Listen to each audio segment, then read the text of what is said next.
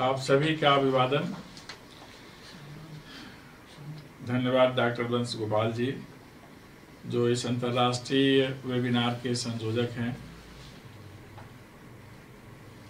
इसमें हम लोगों का आरंभ में ही स्वागत करने वाले डॉक्टर राजेश कुमार पाल जी, यशस्वी प्राचार्य गोस्वामी तुलसीदास राजकीय स्नातकोत्तर महाविद्यालय करवी चित्रकूट, विशिष्ट अतिथि के रूप में इस वेबिनार में हम सबसे संबद्ध सम्मानित कुलपति महात्मा गांधी चित्रकूट ग्रामोदय विश्वविद्यालय चित्रकूट सतना, मेरे लिए नितांत आत्मीय और ख्यातिलब्ध प्रोफेसर नरेश चंद्र गौतम जी, विशिष्ट अतिथि के रूप में ही हम सबसे संबद्ध डॉक्टर BL शर्मा जी, सहायक निदेशक उच्च शिक्षा उत्तर प्रदेश, डॉक्टर संध्या रानी जी, क्षेत्रीय उच्च शिक्षा अधिकारी चित्रकूट झांसी मंडल, डॉक्टर मानस पांडे जी मेरे बहुत प्रिय हैं, चेयरमैन पंडित दीनदयाल उपाध्याय शोधपीठ वीर बहादुर सिंह पूर्वांचल विश्वविद्यालय जौनपुर। इसमें आयोजन सचिव के रूप में डॉक्टर नीरज गुप्ता, डॉक्टर सीमा कुमारी, कहीं संबंध होगी डॉक्टर नीलम चोरे जी, जिन्होंने मुझसे इस संदर्भ में संपर्क किया था, और वे सभी जो आज के कार्यक्रम में संबद्ध हैं, प्रतिभागीगण के रूप में, श्रोता के रूप में, दर्शक के रूप में अथवा अन्य किसी भी रूप में। मुझे अच्छे प्रसन्नता है कि एक अत्यंत महत्वपूर्ण और सामयिक विषय पर आज वेबिनार आयोजित है। भावी वैश्विक परिदृश्य में भारत, अवसर एवं चुनौतियां। आप सभी जानते हैं कि आज के दौर को कोविड-19 का दौर कहा जाता है। एक अदृश्य विषाणु जो हमारे समीपस्थ पड़ोसी की प्रयोगशाला से निकलकर प्रकृति से तालमेल कर पूरी मानवता के लिए गहरा संकट उत्पन्न कर चुका है। हम सभी प्रकृति से तादाद में रखने वाले लोग हैं, मनुष्य हैं, इसलिए लगता है कि हम सब पर विजय प्राप्त कर सकते हैं। लेकिन कभी कभी विजय की कामना में, वैश्विक व्यवस्था पर वर्चस्व स्थापित करने में हमारे द्वारा कुछ ऐसे कार्य हो जाते हैं जो हमारे लिए ही घातक हो जाते हैं, जैसा वुहान की प्रयोगशाला से निकला हुआ यह विषाणु दुनिया में व्यक्त कर रहा है। और इसके चलते एक स्थिति बन गई है जिसे वैश्विक महामारी की स्थिति कहते हैं। जब भी मानवता कराहने लगे, व्याधि के निदान और सहयोग करने में लगे हुए लोग इस प्रक्रिया में हाँफने लगे और दुनिया में बहुत सारी जगहों पर सत्ता व्यवस्था कांपने लगे, तो इस स्थिति को वैश्विक महामारी कहा जाता है। कारण कि वह दौर होता है जिसमें प्रकृति जो हमें बचाने, बनाने, बढ़ाने के लिए ही होती है, उससे हमारा संबंध पहले जैसा नहीं रह जाता है। मनुष्य और प्रकृति दोनों के साथ दो शब्द जुड़े हैं। प्रकृति में प्रवृत्ति होती है और मनुष्य में प्रकृति होती है। प्रकृति की प्रवृत्ति है प्रस्फुटन, प्रगति, पोषण और प्रलय, जबकि मनुष्य के प्रपंच हैं संरक्षण, संवर्धन, सुरक्षा और संहार। जब तक इनका आपस में तालमेल होता है और अंतिम पद नहीं होता है, संहार अथवा प्रलय, तब तक तो सब कुछ बहुत अच्छा चलता है। लेकिन जब हम प्रकृति के साथ ही अति करने लगते हैं अथवा अपने अंदर विश्व विजयी, ब्रह्मांड विजयी, प्रकृति विजयी होने का अहंकार पाल लेते हैं, तब परिस्थितियां भी प्रतिकूल होने लगती हैं। ऐसे में बहुत कुछ बदल जाता है। आज की जो स्थिति है यह वही स्थिति है जिसमें सब कुछ संशयग्रस्त है, अस्त व्यस्त है। पता ही नहीं चल रहा है कहाँ क्या, कितनी मात्रा में क्या हो रहा है, कब तक होगा, किस प्रकार हो रहा है, किस समय हो जाएगा, इसका किस बोध ही नहीं हो रहा। अर्थात गड्ढमड्ढ की स्थिति है। हर राष्ट्र परेशान है, हर देश के निवासी परेशान है, नागरिक परेशान है, पूरी व्यवस्था परेशान है। आज का जो दौर है, पूरी दुनिया के राष्ट्र चाहे विकसित हों विकासशील हों, विकासोन्मुख हों, अर्ध विकसित हों, अविकसित हों, सब एक धरातल पर खड़े हैं। यह जो वैभव की वर्चस्व वाली स्थिति थी आज नहीं है।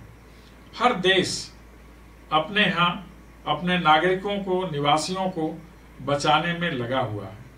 हम एक अदृश्य घातक विषाणु से आक्रांत हैं जिसके निवारण के लिए प्रत्यक्ष उपाय नहीं है।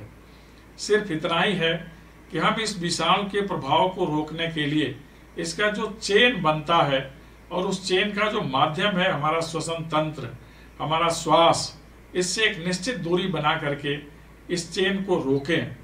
हमारे यहाँ माननीय प्रधानमंत्री जी ने जो हम सबके लिए एक संदेश दिया, सुझाव दिया कि आज ये सबके लिए मजबूरी है, हमारे जीवन के लिए 2 गज दूरी जरूरी है।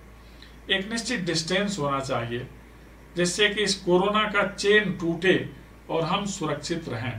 पूरी दुनिया में मास्क लगाकर निकलना और संवाद करना, पूरी दुनिया में अपने घरों में ही केंद्रित हो जाना, अपने स्थान पर ही ठहर जाना, पूरी दुनिया में हम कुछ भी खाने से पहले, कहीं जाने से पहले और कहीं से आने के बाद अपने को सैनिटाइज करें, सैनिटाइजर का प्रयोग करें। ये एक कॉमन प्रक्रिया पूरी दुनिया में बन गई है। ऐसे में ये पता नहीं चल पा रहा है कि हमारे प्रगति की दिशा क्या होगी अथवा अब हमारी पहचान किस रूप में होगी, हमारी पहुंच कहाँ तक है, अथवा अब हम अपने को बचाएं किस तरह। पूरी दुनिया लगी हुई है इस कोरोना नामक विषाणु के निदान के लिए उपाय बनाने में अथवा औषधि बनाने में। एक ऐसा विषाणु जिसका प्रभाव कितना हो सकता है आप अनुमान लगा सकते हैं कि इस विश्व व्यवस्था में और वैश्विक तंत्र में बहुत कम लोग ऐसे होंगे जो स्वस्थ होंगे, किसी न किसी प्रकार की बीमारी से त्रस्त नहीं होंगे। लेकिन आज सर्वत्र एक ही बीमारी सुनाई दे रही है, कोरोना के कुप्रभाव से श्वास की बीमारी, और जितनी गंभीर बीमारियां हैं वो कहीं पीछे छूट गई हैं, आप कह सकते हैं निष्प्रभावी हो गई। ये दौर है कोरोना का, ये प्रभाव है कोरोना का, और ऐसे में जो अदृश्य बीमारी है इसका समाधान करने के लिए अथवा इसके प्रकोप के बीच भी एक दूसरे से संवाद करने के लिए हमारे पास एक अदृश्य प्लेटफार्म है जिसे डिजिटल प्लेटफार्म कहते हैं, जिसके माध्यम से मैं आप सबको देख पा रहा हूँ, सुन पा रहा हूँ, आप सबसे संवाद करके संतुष्ट भी हो रहा हूँ, प्रसन्न भी हो रहा हूँ। यह विरल योग है जब हम सबको एक साथ देखते हैं जो हमारे अनन्य हैं, शुभेच्छु हैं, आत्मीय हैं, या प्रोफेसर नरेश चंद जी जैसे सुधी शासक और व्यवस्थापक हैं। यह विरल संजोग होता है। ऐसे में एक मंच पर होना, तो इसे कहते हैं credit goes to web world, या डिजिटल प्लेटफॉर्म को हम श्रेय देते हैं या इंटरनेट को देते हैं जो अदृश्य है। तो एक अदृश्य बैरी का मुकाबला पूरी दुनिया एक अदृश्य प्लेटफॉर्म पर कर रही है, और जिससे हम दृश्यमान रूप से एक दूसरे को देख पा रहे हैं। यह आज का दौर है जिसमें सभी प्रमुख गतिविधियां अवरुद्ध हैं। आर्थिक गतिविधियां अवरुद्ध है, सामाजिक कार्यक्रम दुनिया भर में होते हैं, लगभग बंद के समान है, सांस्कृतिक गतिविधियों पर ठहराव है, सामरिक गतिविधियां भी अगर पड़ोस के एक सर्वथा अभिमानी और मतिकुंद राष्ट्र को छोड़ दें तो सामरिक गतिविधियां भी ठप पड़ी हुई हैं। पूरी मानवता अपने संरक्षण में लगी है।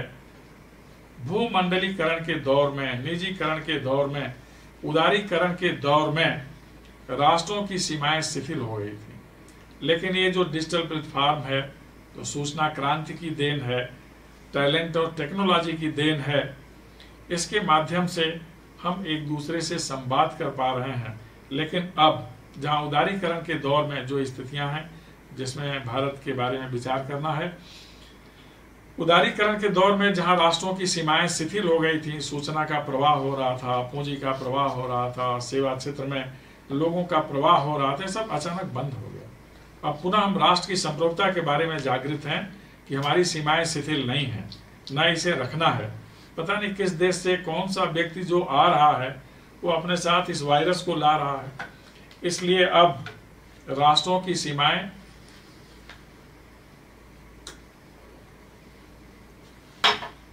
अब जटिल हो गई हैं, आर पार आना जाना संभव नहीं है।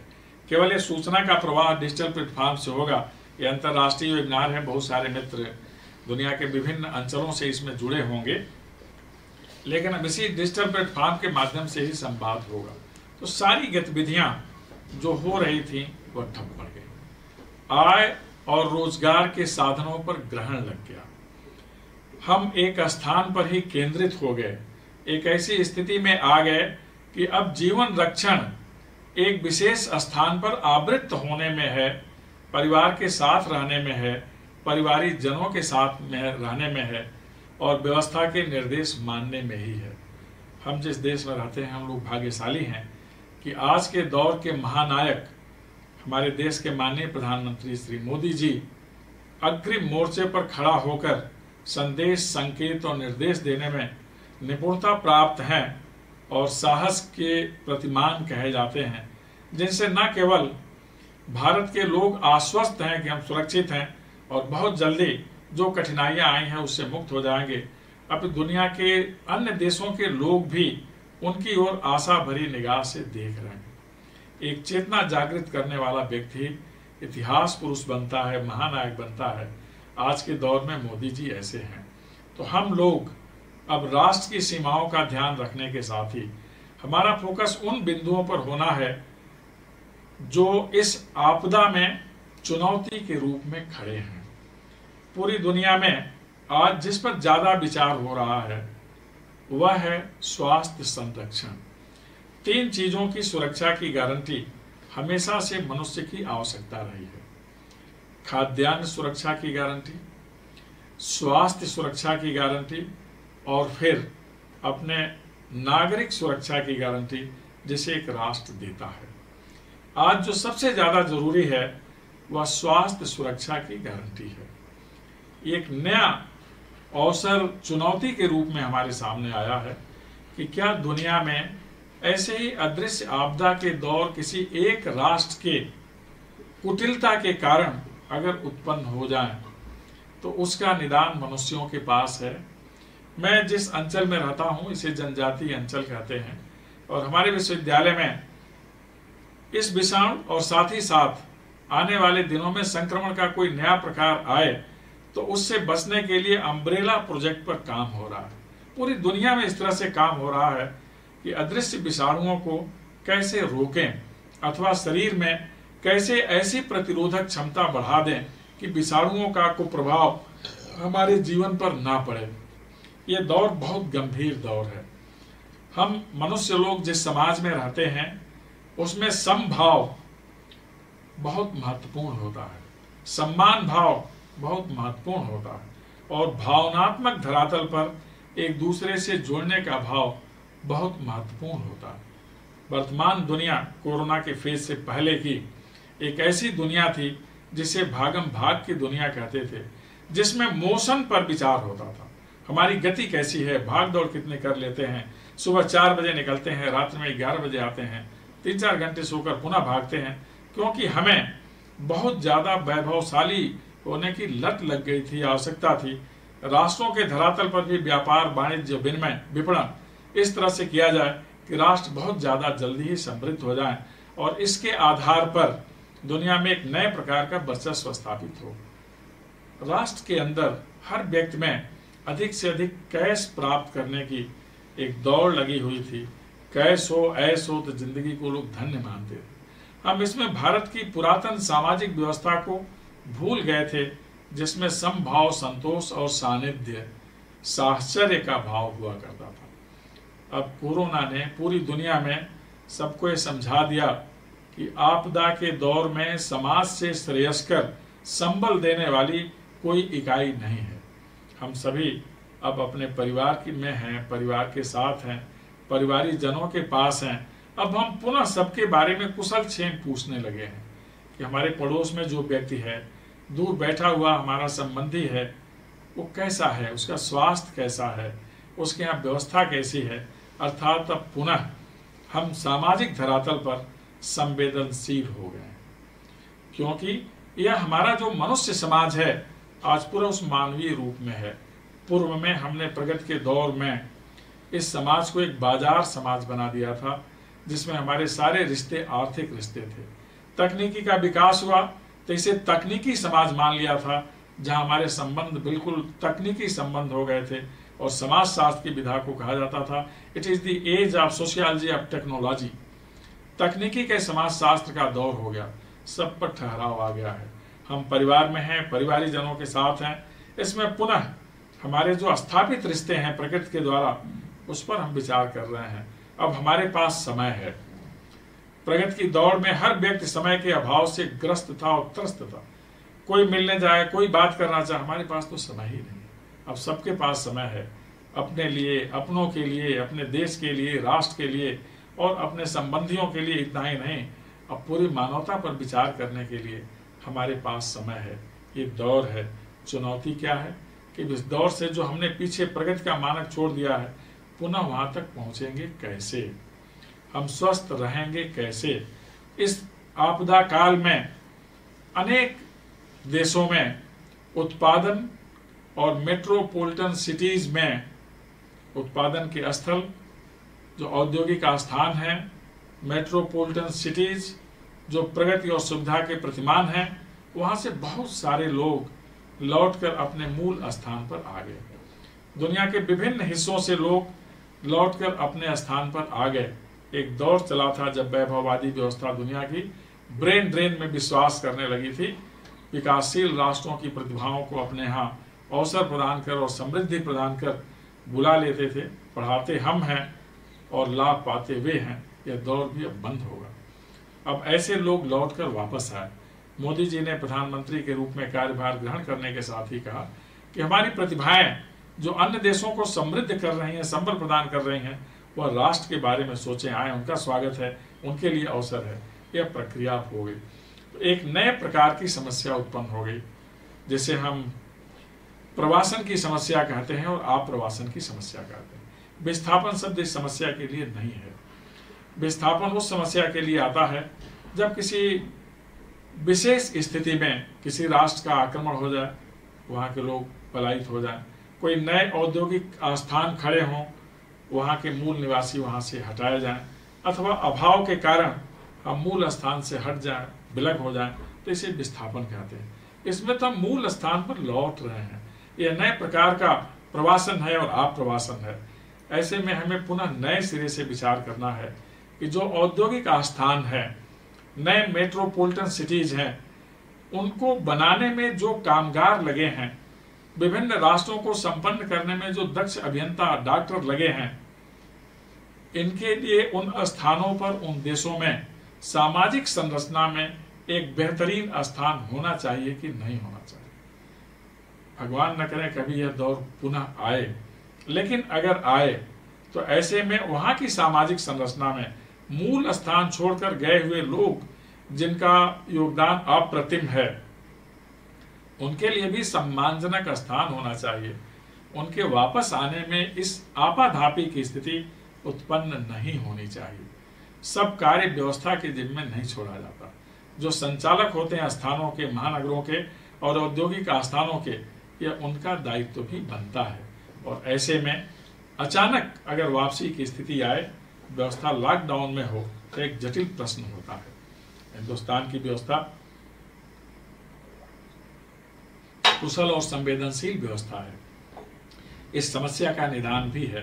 प्रमुख समस्या जो पूरी दुनिया में आनी है वह आय और आजीविका की आनी है। हिंदुस्तान में इस क्षेत्र में बहुत सारे काम हो रहे हैं। अब स्थानीय स्तर पर ही जो लोग लौट के आए हैं उनके लिए स्किल डेवलपमेंट, स्टार्टअप, इनोवेशन के माध्यम से रोजगार का अवसर मिले, उनकी आय बढ़े, कृषि क्षेत्र में ज्यादा से ज्यादा निवेश हो, इस पर विचार हो रहा है। और जल्दी ही इस पर भी एक सुफल परिणाम हमारे पास आने वाला है। देश आत्मनिर्भर हो। अब एक चुनौती है कि हमने बहुत कुछ बाहर से अब तक आयात किया। आने वाले दिनों में जो विश्व की व्यवस्था है उसमें वैभव का समीकरण बदलेगा। अब एक नई चुनौती है कि हम आत्मनिर्भरता की तरफ बढ़ें। इसके लिए 5 श्रेणियां बहुत ज्यादा महत्वपूर्ण हैं। जिस पर हमें विशेष ध्यान रखना है, land, labour, liquidity and law. और इसके साथ 5 चीजें और हैं जिस पर हमें ध्यान देना है। वह है economy, infrastructure, system, demography and demand. इन 5 सीढ़ियों से हिंदुस्तान आत्मनिर्भरता की तरफ बढ़ेगा, जहां टैलेंट और टेक्नोलॉजी का घनिष्ठ संबंध होगा और हम सूक्ष्म, लघु, मध्यम, बृहद उद्योगों के माध्यम से स्थानीय को भी वैश्विक बनाने की स्थिति में होंगे। मोदी जी का जो संदेश है, be vocal for local and make local your global. तो हम स्थानीय चीजों के लिए बहुत सारी चीजें स्थानीयता में निहित हैं, कला, संस्कृति, अर्थ, सबके क्षेत्रों में। इस पर आप लोग आगे वार्ता करेंगे।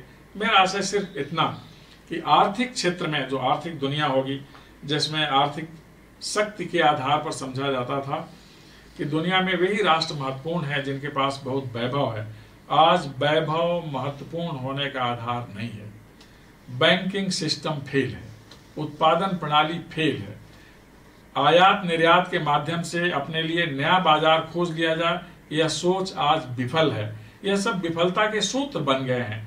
इसलिए आने वाली दुनिया में आर्थिक व्यवस्था किस प्रकार की होगी, यह विचारणीय है। आर्थिक व्यवस्था में आत्मनिर्भर राष्ट्र ज्यादा महत्वपूर्ण होंगे। Hindustan, Japan, Germany, Brazil, Israel, यह नए शक्ति संपन्न केंद्र बनेंगे। पहले से स्थापित जो आर्थिक शक्तियां हैं, अमेरिका, रूस, इनका महत्व बना रहेगा। और एक जिसे हाल के वर्षों में अपनी कई प्रकार की छद्म योजनाओं के कारण महत्ता मिल गई थी, सस्ता अटिकाऊ सामान बेचने के कारण दुनिया भर के बाजारों में आधिपत्य स्थापना करने का एक अवसर मिला था, वह राष्ट्र अब आइसोलेशन में जाने वाला है। अभी तक हम लोगों ने यही सुना था कि जो कोरोना ग्रस्त है उन्हें आइसोलेशन में रखा जाएगा, लेकिन विश्व में भावी आर्थिक शक्ति मंच में वह राष्ट्र जो हमारे समीप में है उसे आइसोलेशन में जाना है। और उसकी आर्थिक समृद्धि, आर्थिक व्यवस्था का एक नियम है, 10 साल बाद हर आर्थिक व्यवस्था ढलान पर जाती है। तो अब ढलान का दौर उसका शुरू होना है। आर्थिक संदर्भों में हिंदुस्तान एक महत्वपूर्ण राष्ट्र बनेगा। आप सभी ने पढ़ा भी होगा कि अमेरिका ने कहा G7 में भारत का होना बहुत ज्यादा महत्वपूर्ण है। तो अब यह दौर आ गया जहां भारत की आर्थिक समृद्धि को महत्व मिलने वाला है। हम आर्थिक क्षेत्र में दुनिया की महाशक्ति हैं, और अब महाशक्ति के साथ साथ अब हमें महानतम शक्ति होना है, क्योंकि हम कृषि और ऋषि परंपरा का देश होने के कारण हमारे यहाँ जो अन्न उत्पादन है वह दुनिया में सर्वोत्कृष्ट कोटि का है। हम फैक्ट्रियों में अन्न नहीं उत्पादित करते, अन्न उत्पादन जमीन से होता है और वही हमारे जीवन का आधार है। इसीलिए ब्रह्मांड कहते हैं, अन्न ही ब्रह्म है, और वह व्यवस्था हमारी दुनिया में सबसे अच्छी है। इसीलिए हिंदुस्तान में यहाँ के निवासियों में प्रतिरोधक क्षमता भी बहुत अच्छी है। कोरोना के कारण दुनिया भर के देशों में जो मृत्यु दर है वह न्यूनतम है, तो हिंदुस्तान में अब इस पर नए सिरे से विचार करना है। दुनिया को अन्न का सबसे बड़ा आपूर्तिकर्ता देश हिंदुस्तान बनने वाला है। पूंजी निवेश और बहुराष्ट्रीय कंपनियों का प्रवेश, उनके लिए सुविधा और उनके माध्यम से स्थानीय लोगों को मिलने वाला रोजगार, इसका हब अब हिंदुस्तान दुनिया में बनने वाला है। क्योंकि यहाँ कौशल भी है, परिश्रम करने वाले लोगों की संख्या भी है, और यहाँ उत्पादकता में गुणवत्ता का विशेष ध्यान रखा जाता है, और वही अस्थायी रूप से चलता है जिसमें गुणवत्ता होती है। गुणी और गुणवत्ता, इसका प्रभाव कभी कम नहीं होता। सस्ते का प्रभाव विपणन के क्षेत्र में होता है, अस्थायित्व के संदर्भ में नहीं होता। अब यह दिशा हिंदुस्तान से दुनिया को मिलनी है। तो आर्थिक क्षेत्र में हिंदुस्तान दुनिया की महाशक्तियों में शुमार है, और यह महत्व इसका और भी बढ़ेगा विशिष्ट उत्पादन के संदर्भ में, रोजगार के संदर्भ में, और यहाँ उत्पादित वस्तुएं made in India, make in India और मेक बाय इंडिया के माध्यम से पूरी दुनिया में मानी जाएंगी, सराही जाएंगी और आनी जाएंगी, यानी बुलाया जाएगा उन्हें। एक क्षेत्र है संस्कृति का क्षेत्र। आने वाली दुनिया में जो ताकतें होती हैं 4 प्रकार की होती हैं: वैचारिक, आर्थिक, सामरिक, सांस्कृतिक और एक विश्व व्यवस्था के संदर्भ में संगठनात्मक शक्ति होती है। आर्थिक व्यवस्था के बारे में आपने सुना। सांस्कृतिक संदर्भों में हिंदुस्तान की संस्कृति दुनिया की सबसे अच्छी संस्कृति कही जाती है, क्योंकि इसे हम संगम संस्कृति कहते हैं और समन्वित संस्कृति कहते हैं। इसमें सद्भाव होता है, समन्वय होता है और समेकन होता है। दुनिया के अन्य किसी भी देश की संस्कृति ऐसी नहीं है। इसीलिए अन्य देशों में जहां सांस्कृतिक टकराव की बात कही जाती है, सैमुअल पी हंटिंगटन ने कहा था तीसरा विश्व युद्ध तो सांस्कृतिक टकराव के चलते होगा। हम सांस्कृतिक सद्भाव के आग्रही हैं और यह सद्भाव पारस्परिक सहयोग और समन्वय को जन्म देता है। इसी से शांतिपूर्ण सह अस्तित्व का संदेश भी निकलता है और यही संस्कृति अहिंसा परमो धर्मः श्रुत्युक्त स्मार्थ एव च का उद्घोष करती है कि हमारे यहाँ अहिंसा सबसे बड़ा धर्म है, ऐसा श्रुतियों में और स्मृतियों में कहा गया है। हमारी संस्कृति दुनिया की मान्य संस्कृति होगी, सांस्कृतिक धरातल पर टकराव वाली नहीं होगी, क्योंकि इसमें प्रकृति बंधन है, लैंगिक समानता है, उत्सव धर्मिता है।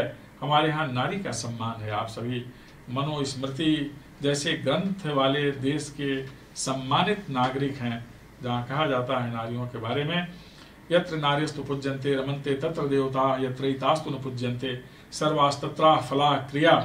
तो यह देश है। गौतम बुद्ध कहते थे कि इस देश के गणतंत्र इसलिए सफल हैं कि यहाँ नारियों का बहुत ज्यादा सम्मान होता है। यह दौर है पूरी दुनिया में जहाँ विमेंस लिब जैसे मूवमेंट चलते हैं, हिंदुस्तान में इसकी जरूरत ही नहीं। हमारे यहाँ नारियां नर के साथ कंधे से कंधा मिलाकर चलती, ऐसी संस्कृति है। अगर संस्कृतियों का आश्रय लिया जाएगा वैश्विक व्यवस्था के दौर में, तो हिंदुस्तान की संस्कृति सबसे ज्यादा मान्य संस्कृति होगी और हम सबसे महत्वपूर्ण देश होंगे। सांस्कृतिक आधार पर दुनिया को संबल देने वाले होंगे। आप सब अखबारों में पढ़ रहे होंगे, विभिन्न देशों के सत्ता प्रतिष्ठान के अंदर भारत की सनातन परंपरा का इस समय उद्घोष हो रहा है, उच्चारण हो रहा है और उसी परंपरा से बंधन हो रहा है कि प्रभु उस राष्ट्र को बताएं, संबंधित राष्ट्र के नागरिकों को बचाएं। प्रकृति बंधन की तरफ सभी वापस लौट रहे हैं, क्योंकि अगर हम प्रकृति बंधन नहीं करेंगे तो क्रंदन करने के लिए विवश होंगे। इसलिए अब कोशिश होगी कि ब्राजील के जंगल बचाए जाएं, इंडोनेशिया के जंगल बचाए जाएं, हर देश में जंगल का एक निश्चित अनुपात सुनिश्चित किया जाए ताकि हम शुद्ध हवा पा सकें, पर्याप्त पानी पा सकें और यह धरा भी निर्मल रहे, विमल रहे, हमारे लिए रत्नगर्भा बनी रहे। इसके लिए प्रकृति के साथ तादात्म्य करने की कोशिश होगी और यह हमारी व्यवस्था जो संस्कृति को लेकर के है दुनिया में मान्य होगी। एक क्षेत्र है वैचारिक क्षेत्र। अभी तक दुनिया में दो विचारधाराएं बहुत ज्यादा प्रभावित थी। भूमंडलीकरण के पहले तक साम्यवाद और पूंजीवाद दोनों, और भूमंडलीकरण के दौर में, उदारीकरण के दौर में साम्यवाद तो बिल्कुल सिमट गया और पूंजीवाद ने दुनिया में आधिपत्य स्थापित कर लिया। आज के दौर में साम्यवाद और पूंजीवाद दोनों निष्प्रभावी हैं। जो नया वैचारिक उद्घोष होना है वो मानवतावाद का होना है, जिसे लेकर हिंदुस्तान चलता है। मानव का सम्मान करना, मनुष्यता का सम्मान करना, मनुष्य रहेगा तभी यह व्यवस्था रहेगी। व्यष्टि समष्टि सृष्टि और परमेष्टि का भाव रखना, यह विचार अब आगे चलेगा। वैचारिक धरातल पर हिंदुस्तान की वह विचारधारा जिसमें ईशावास्योपनिषद का उल्लेख है, ओम ईशावास्यमिदं सर्वम यत् किंचित जगत्याम जगत तेन त्यक्तेन भुंजीता मां गृधः कस्वित् धनम, कि हम प्रकृति से जितना लेते हैं उतना ही हम आगे भी छोड़ जाएं, अर्थात त्यागपूर्ण भोग करना चाहिए। और यही सतत विकास की गारंटी होगी जिसकी तरफ दुनिया अब चलने वाली है। हम प्रकृति के संसाधनों का उतना ही भोग करें जितना हमारे लिए आवश्यक है। हमारी आवश्यकताओं की पूर्ति के लिए प्रकृति के पास पर्याप्त संसाधन है, लेकिन लोभ की पूर्ति के लिए ब्रह्मांड में किसी के पास कोई संसाधन नहीं है। अर्थात जो हिंदुस्तान की विचारधारा है, संयम, संतोष, समन्वय और सहयोग, यह विचारधारा अब दुनिया में मान्य होगी। एक मंच है जिसे सामरिक मंच कहते हैं, जो विश्व व्यवस्था में बहुत ज्यादा महत्वपूर्ण होता है।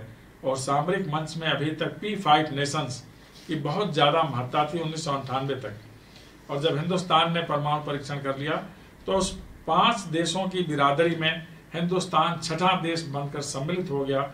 सामरिक संदर्भों में वह देश ज्यादा महत्वपूर्ण माने जाते हैं जिनके पास नाभिकीय हथियार हैं। ये P5 नेशंस थे 1998 के पहले तक। P5 उन्हें भी कहा जाता है जो सिक्योरिटी काउंसिल के परमानेंट मेंबर्स हैं। अब हिंदुस्तान नाभिकीय शस्त्रों की दुनिया में, मिसाइल की दुनिया में दुनिया के समुन्नत राष्ट्रों में से एक है। इसलिए सामरिक संदर्भों में जो प्रतिस्पर्धा होती है वेपन्स ऑफ मास डिस्ट्रक्शन की, उसमें हिंदुस्तान किसी भी महाशक्ति से कमतर नहीं है। और हिंदुस्तान की यह अवस्थिति ऐसे मंच पर MAD के खिलाफ जाती है, म्यूचुअली एश्योर्ड डिस्ट्रक्शन जिसे कहते हैं, कि विनाश की पारस्परिक आश्वस्ति के खिलाफ अगर कोई तन कर खड़ा है आज दुनिया में तो वह है हिंदुस्तान। कि हमारी ऊर्जा, हमारी शक्ति विकास और मानवता के संरक्षण के लिए होनी चाहिए। इसलिए परमाणु ऊर्जा का प्रयोग हम शांतिपूर्ण कार्यों में करें, इसके लिए हिंदुस्तान आग्रह करता है। तो सामरिक मंच पर, चाहे अंतरिक्ष में हमारी पहुंच हो, सागर में हमारी सशक्त स्थिति हो और धरा पर अपनी सीमा के रक्षण का प्राबल्य हो और संकल्प हो, पूरी दुनिया में जहां कहीं भी गृह युद्ध की स्थिति उत्पन्न होती है तो वहां शांति व्यवस्था में अपने सैनिकों को भेजने की स्थिति हो, इन सब में हिंदुस्तान अग्रणी राष्ट्र है। इसलिए सामरिक संदर्भों में अब हिंदुस्तान की कोई सानी नहीं है। आने वाली दुनिया में यह महत्ता हिंदुस्तान की बढ़ेगी। एक क्षेत्र है ऊर्जा का क्षेत्र, जिसके चलते राष्ट्रों की महत्ता आंकी जाती है। वैकल्पिक ऊर्जा के संदर्भ में हिंदुस्तान, फ्रांस मिलकर अब उस मुकाम पर पहुंचने वाले हैं और दुनिया को पहुंचाने वाले हैं जहां अभी तक पेट्रोल और डीजल की ऊर्जा से निजात मिलने की संभावना होगी। हमारी आय का बहुत बड़ा हिस्सा पेट्रोल डीजल के आयात में चला जाता है, लेकिन हम सोलर एनर्जी के मामले में बहुत आगे बढ़े हुए राष्ट्र हैं। विंड एनर्जी से काम चलेगा, वाटर एनर्जी से काम चलेगा, अर्थात वह ऊर्जा जो सतत रूप से प्रभावी हो। ईश्वर ने हमारे पास थोरियम का दुनिया का विशालतम भंडार दिया हुआ। थोरियम से परमाणु ऊर्जा, बिजली बनाना, स्वास्थ्य के क्षेत्र में इसका प्रयोग करना हमारा ध्येय है, अभिष्ट है, और इस क्षेत्र में हम बहुत ज्यादा पारंगत हैं। तो ऊर्जा के क्षेत्र में भी हम आगे हैं, और विशेषकर खाड़ी में हमारे अब सब मित्र देश हैं, उनके हमारे लिए आने वाले 50 वर्षों तक हमारी जो आवश्यकता होगी ऊर्जा संरक्षित रहेगी, इसका भरोसा है। तो ऊर्जा क्षेत्र में भी हम दुनिया की महत्वपूर्ण राष्ट्रों के साथ, शक्तियों के साथ एक समान धरातल पर स्थित हैं। एक मंच है जिसे औषधि उद्योग कहते हैं। आने वाले दिनों में जो औद्योगिक आस्थान विकसित होंगे उसमें औषधि उद्योग की बहुत ज्यादा महत्ता होगी। हिंदुस्तान वह देश है जिसके पास आधुनिक औषधियों के साथ ही साथ परंपरागत औषधियां पर्याप्त मात्रा में हैं, जिन्हें हम वनौषधि कहते हैं। मैं जिस अंचल में हूं यहाँ तो उसका गढ़ ही है। इम्यूनिटी बढ़ाने के लिए वनौषधियों की भूमिका बहुत ज्यादा महत्वपूर्ण होती है। हमारे देश में एक ही पौधा, तुलसी को आप उदाहरण के रूप में लें, हर घर में तुलसी पाई जाती है और इससे सर्वोत्तम एंटीबायोटिक कुछ है ही नहीं। तो हमें अब नए सिरे से पुनः तुलसी दल का प्रयोग करने की प्रवृत्ति डालनी चाहिए। सुबह आप तुलसी दल लें, काली मिर्च लें, तो आप निश्चित रूप से आश्वस्त रहेंगे कि विषाणु का कोई ऐसा प्रकोप आपके ऊपर नहीं होगा जिससे आपका जीवन संकट में पड़ जाए।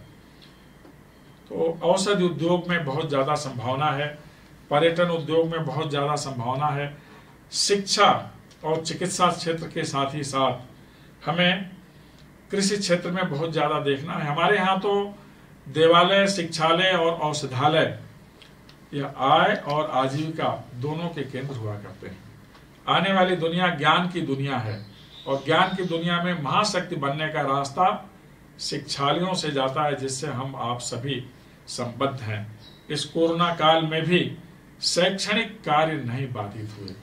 हम डिजिटल प्लेटफॉर्म के माध्यम से अपने विद्यार्थियों, उनके संरक्षकों और पूरी व्यवस्था जो केंद्र तक जाती है उससे जुड़े हुए हैं। इस शिक्षा के क्षेत्र में बहुत ज्यादा अवसर मिलने वाला है। चिकित्सा क्षेत्र की तरह ही देवालयों के बारे में आज हमें जरूर विचार करना है कि देवालय हमारे लिए सतत वंदनीय है, लेकिन आज कोरोना काल में वहां से देवी देवता हमारे बचाव के लिए निकल करके औषधालय में आ गए हैं, डॉक्टर के रूप में, नर्स के रूप में, वार्ड बॉय के रूप में, टेक्निकल स्टाफ के रूप में और औषध विक्रेता के रूप में हमारे रक्षण के लिए सब जगह घूम रहे हैं, निरंतर परिश्रम कर रहे हैं। वो वंदनीय है। हमारे सुरक्षा प्रहरी पुलिस के रूप में या सीमा पर सैनिकों के रूप में काम करने वाले वंदनीय हैं। जो सफाई कर्मी हैं या हाउस कीपिंग के लोग हैं, अपने जान की चिंता न कर हमें बचाने के लिए दुनिया भर में लगे हुए, ये वंदनीय है। आखिरी एक मोर्चा है जिस पर हिंदुस्तान को पहुंच जाना है। विश्व संगठन में हमारी भूमिका बहुत महत्वपूर्ण होने वाली है, जिसे संयुक्त राष्ट्र संघ कहते हैं। कोरोना के चलते उसके जो विशिष्ट अभिकरण हैं, उनकी भूमिका को लेकर बहुत सारी आलोचनाएं हो रही हैं। WHO है, अथवा फूड एंड एग्रीकल्चर ऑर्गेनाइजेशन है, अथवा इंटरनेशनल लेबर ऑर्गेनाइजेशन है, यूनेस्को है, सबको लेकर के स्थितियां थोड़ी बदली हैं। अब नया समीकरण बनेगा, उसमें एक देश बहुत पीछे जाएगा जो हमारा पड़ोसी है, एक निरर्थक कार्य में लगा है जिसका कुपरिणाम उसे भोगना पड़ेगा अगर वो क्लाइमैक्स पर पहुंचा तो। उसका नाम लेना भी मैं उचित नहीं समझता।